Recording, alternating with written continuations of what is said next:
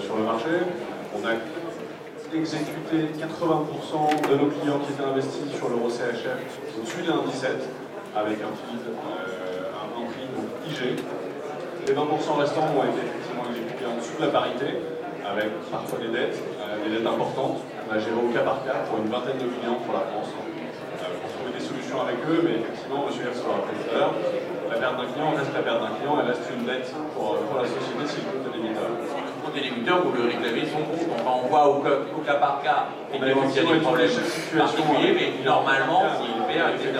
C'est comme ça que ça se passe. Et aujourd'hui, ce qu'on essaye de faire, c'est d'abord de revoir la politique de risque sur ces produits-là, de revoir nos couvertures et celles qu'on applique sur les clients peut-être un petit peu plus régulièrement qu'avant, de choisir une couverture de risque un petit peu différente et de proposer aux clients peut-être de moins utiliser ces produits qui sont peut-être trop soutenus artificiellement, passer par des ensembles de produits, à travailler par exemple l'euro CHF directement, mais aller travailler des paires de devises, euro USD, USD CHF, l'impact aurait été un peu moins lourd, et pourquoi pas se protéger de ce genre de risque avec des options, ça reste des solutions assez simples, peu coûteuses en tout cas pour le client, et qui peuvent minimiser les risques pris par les clients. D'accord, ok. Monsieur Le Manac, chez Avatren, comment s'est réglé la partie, ce problème de la BNS? Alors, aucune perte et aucun gain, donc on est flat sur ce problème. Trois choses, la gestion du risque avait plus ou moins anticipé quand même la décision de la BNS chez Ava. On avait prévenu nos clients à l'avance qu'il fallait s'écarter de cette devise. Deuxième chose, on est market maker, contrairement à CN ou IG. Donc on est contrepartie du client, donc on n'a pas eu ce problème de liquidité dans le marché.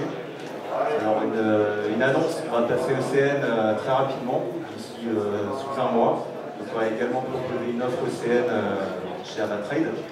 Et troisième chose, sur le pôle français, on avait très peu de clients en fait, positionnés sur l'euro CHF. Nos clients traitent l'euro-dollar, les indices, le CAC 40, le NAX, les matières premières, pétrole, l'or. On avait très peu de clients exposés sur cette paire de devises, donc vraiment aucun impact chez Avatrade. Et chez Active Trade, alors, M. Bassir, comment s'est déroulé ce problème? Alors le scénario est un peu similaire à Avatrade. Depuis le mois de novembre 2014, on avait multiplié les marges par 32 sur l'euro CHF. On s'attendait à du mouvement sur cette paire. On savait qu'elle était maintenue à un niveau artificiel, on ne savait pas où elle allait aller, ni à la hausse ni à la baisse. Mais on savait qu'il y allait y avoir des mouvements. Donc pas trop impacté, d'accord. Alors, on n'a plus beaucoup de temps. Je vous propose de faire deux questions, mais des questions bien précises et bien dures. Je veux dire, vous avez la possibilité de pouvoir poser des questions à vos courtiers. Sinon, de toute façon, vous les retrouver sur leur stand. Vous pouvez leur reposer directement. Alors, est-ce qu'il y a des questions? Alors, une question.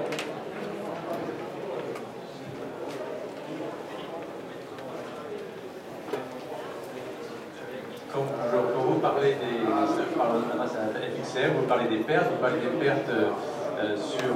partir de quelle position? C'est-à-dire est-ce que les stocks à partir des stocks qui ont été placés ou bien à partir des ordres position flottante? Alors, en fait, vous parlez du gap euro-CHF, comment ça s'est déroulé avec les stops et les positions flottantes. En fait, regardez, juste imaginez, on avait des particuliers, même tous les investisseurs en général, en gros, ils étaient à l'achat sur un 20. Ils ont mis un stop à 1,1950. 1,19, 1,18, 1,17, peu importe.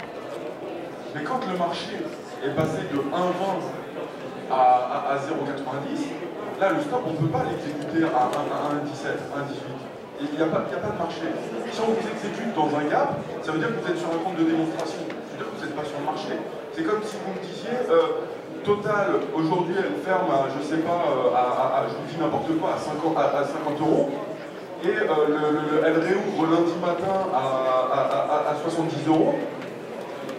Vous allez dans le gap, si vous voulez être exécuté, vous serez exécuté à 70 €. Vous voyez ce que je veux dire? C'est un gap. Donc, sur le marché du FX, ça se passe pareil quand vous êtes réellement sur des contreparties. Et donc, les investisseurs qui avaient des stops, sur les différents niveaux, on n'a pas pu exécuter les stops. Si on avait exécuté leurs stops, on n'aurait pas eu 250 millions de dollars de perte. Une autre question? Oui.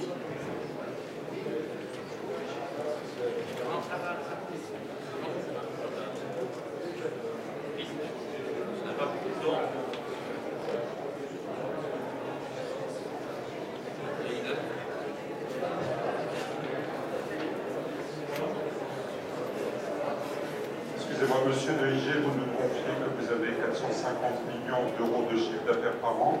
Pouvez-vous, à titre d'exemple pour les autres brokers, nous situer grosso modo la répartition de ce chiffre d'affaires, s'il vous plaît, par rapport au brokerage, par rapport aux autres variantes du chiffre d'affaires? J'ai pas du tout l'information en tête et la répartition en pourcentage sur notre chiffre d'affaires.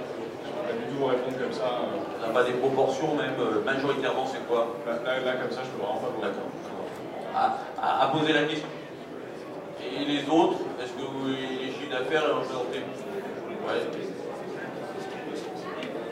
Alors, il faudra se renseigner, il s'engage à se renseigner et à donner la réponse. De toute façon, vous pouvez recontacter directement chaque courtier et leur poser la question par email. Hein. Vous pouvez le revoir tout à l'heure sur leur stand et ils essaieront de se renseigner d'ici là.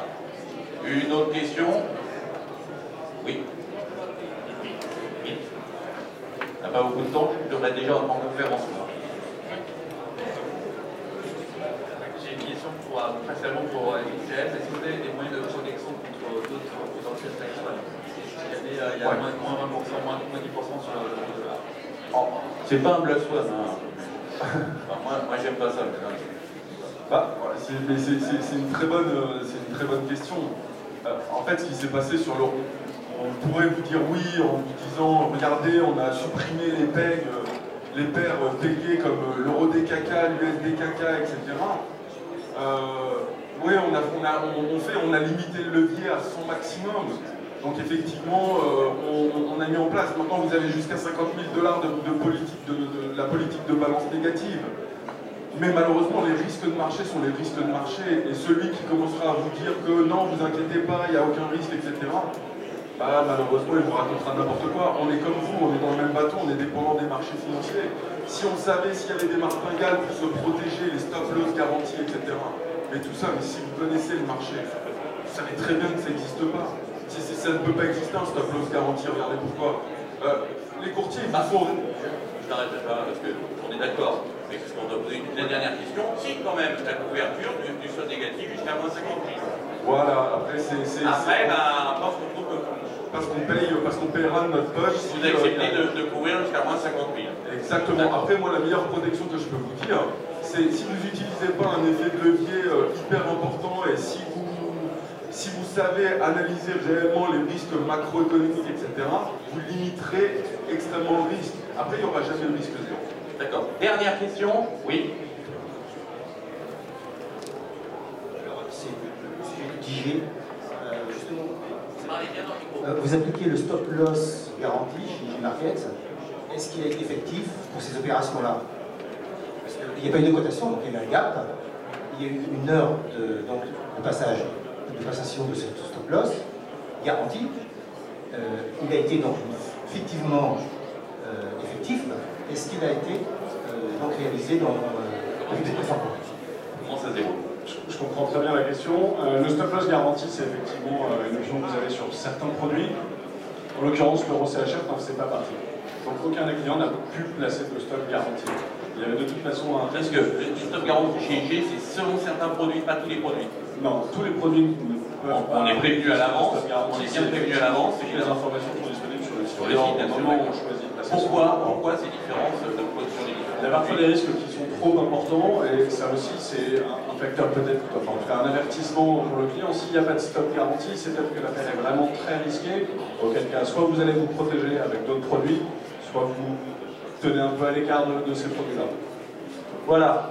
Écoutez, je vous remercie d'avoir assisté à ce débat. J'espère que nos conférenciers, nos participants ont bien répondu à vos questions.